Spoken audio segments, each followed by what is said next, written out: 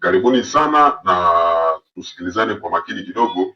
Kama tulivyokubaliana wiki iliyopita, leo ndo itakuwa siku rasmi ya kusaini mikataba ya kazi. Sawa sawa bosi, tumekuelewa. Kabla hujasaini mkataba, naomba tena, narudia, usome kwa makini. Ukisha usoma na kuelewa vizuri, ndo utasaini. Nyoka, tupitie huu mkataba chapuchapu tuusome, alafu baada ya hapo tusaini, tupelekee bosi moja kwa moja. Amjogole mimi kwambie kitu. Mimi na saini hivyo hivyo. Mimi sina muda wa kusoma huu mkataba bana. Mimi shida yangu ni kazi. Hivi Nyoka, unakuaga na nini wewe jamaa? Bosi kasema kabisa tusome mkataba kwa makini tuelewe, alafu baada ya hapo ndio tutasaini. Sasa unataka kusaini hata hujaisoma. Wewe jamaa, acha ujinga. Amjogole mimi muda sina. Tena ngoja mimi ni saini mapema kabisa. Ngoja ni saini. Haya, shauri yako bwana. Ngoja mimi nisome kwanza huu mkataba. Tayari nisha saini. Ngoja nimpelekee bosi kabisa hapa Amjogole. Nyoka. Wewe Nyoka wewe. Nini tena Bamjogole? Saini chapuchapu basi nimpelekee bosi ili tuondoke tukajiandae na kazi. Unasikia? Hebu shika hichi kipengele hapa.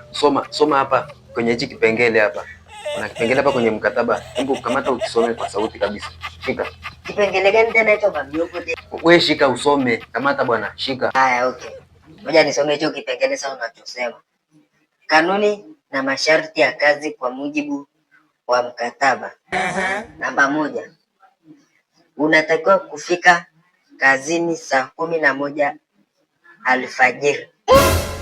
Bamjogole. Okay. Namba 2.